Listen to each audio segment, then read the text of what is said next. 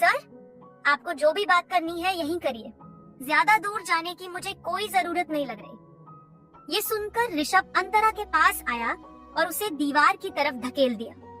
फिर उसने अपने दोनों हाथ अंतरा के सर के दोनों तरफ रखते हुए कहा, उस दिन मेरे भाई की पार्टी से तुम जब निकली थी तो तुम्हें कौन पिक करने आया था? ये सुनकर अंतरा ने ऋषभ की तरफ देखा। अंतरा को विक्रांत ग्रोवर पिक करके गया था और वो ऋषभ का भाई है। अंतरा सोचने लगी कि उसे सच बताया जाए या झूठ। ऋषभ और अंतरा दोनों को ये नहीं पता था कि विक्रांत ग्रोवर उन दोनों की सारी बातें सुन रहा था। मेरा भाई तुम्हें ड्रॉप करने आया था ना? ये सुनकर अंतरा ने गहरी सांस ली और कहा, हम दोनों एक ही तरफ जा रहे थे, इसलिए उन्होंने मुझे लिफ्ट दी थी। आपके भाई अच्छे इंसान हैं। ऋषभ से ताना मारे बगैर रहा नहीं गया। हाँ, कुछ ज्यादा ही अच्छा है, क्योंकि उसके पास इतने सारे नौकर होते हुए भी वो खुद तुम्हें ड्रॉप करने आया। सच सच बताओ, क्या वो तुम्हें पसंद करता है? एक पल के लिए अंतरा हैरान रह गई। उसे समझ नहीं आया कि इस बात का वो क्या जवाब दे। अगर विक्रांत ग्रोवर ही मिस्टर शैडो है, फिर तो ये बात सच थी कि वो उसे पसंद करता है। अंतरा से कोई जवाब न मिलने पर ऋषभ ने कहा, तुम्हारी चुप्पी ही मेरा जवाब है। फिर तिरस्कार दिखलाते हुए उसने आगे बोला, ये अच्छा है, उस पार्टी में बुलाया मैंने था। सुबह सुबह तुम्हें लेने में आया था, उसके साथ तुम्हारी मुलाकात भी मैंने करवाई थी, पर प्यार मोहब्बत तुम उसके साथ शुरू कर रही हो। तुमने मुझे समझ क्या रखा है? अंतरा ने अपनी सफाई देनी चाहिए। सर, आप जैसा सोच रहे हैं वैसे कुछ भी नहीं है। मुझे पता है, उनके साथ जाने से पहले मुझे आपको बताना चाहिए था, लेकिन अंतरा अपनी बात पूरी करती उससे पहले ऋषभ ने उपहास करते हुए कहा, क्या मेरे माथे पर कुछ लिखा है? मुझे यकीन नहीं हो रहा कि तुम्हारे जैसी औरत मुझे बेवकूफ बना गई। ये क्या हो रहा है? ये आवाज आते ही ऋषभ और अंतरा ने आवाज की दिशा में देखा। उन दोनों से कुछ फीट की ही दूरी पर विक्रांत ग्रोवर था।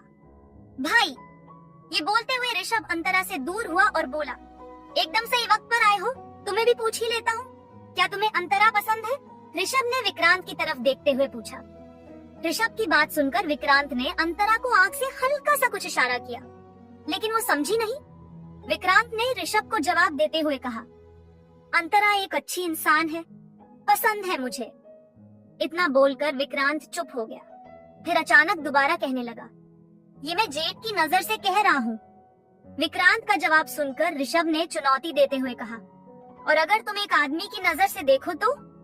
इसके जवाब में विक्रांत ने दबी हुई हंसी के साथ कहा, अंतरा खूबसूरत है, सुशील है, दिल की अच्छी है, शायद ही ऐसा कोई आदमी होगा जिसे अंतरा पसंद न आए। ये सुनकर ऋषभ ने गुस्से से कहा कि वाह, एक मुलाकात में तुमने इसके बारे में इतना कुछ समझ लिया। इस बात का जवाब देने के बदले विक्रांत ने टाइम चेक करते हुए कहा, ऋषभ, एग्जीबिशन शुरू होने में अब 1 घंटा भी नहीं बचा है, तुम्हारी सब तैयारियां हो गई हैं? ऋषभ को एहसास हुआ कि कीमती वक्त निकला जा रहा था। अभी बात करने का समय नहीं बचा था, खास करके आर्ग्यूमेंट्स करने का तो बिल्कुल भी नहीं।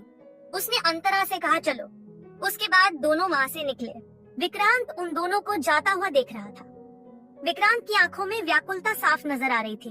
ड्रेसिंग रूम में शोर मचा था, सब जल्दी जल्दी अपना काम कर रहे थे। ऋषभ का मैनेजर विनोद शर्मा इधर से उधर जाकर अलग अलग लोगों को इन्फॉर्मेशन दे रहा था। ऋषभ और अंतरा को आता देखकर वो तुरंत उन दोनों के पास गया और अंतरा से बोला, अंतरा, जल्दी चलो, शो शुरू होने में बिल्कुल वक्त नहीं बचा, तुम्हें जल्दी जल्दी मैनेज करना होगा। अंतरा बस ऐसा ही कुछ सुनने का इंतजार कर रही थी ताकि वो ऋषभ से बच निकले। शर्मा की बात सुनते ही अंतरा तुरंत अपने काम पर लग गई। अंतरा ने पहली मॉडल का मेकअप शुरू कर दिया। तभी शर्मा उसके पास आकर पूछने लगा, क्या ऋषभ सर तुम्हें मॉडल्स का आज का लुक बताने के लिए बाहर लेकर गए थे?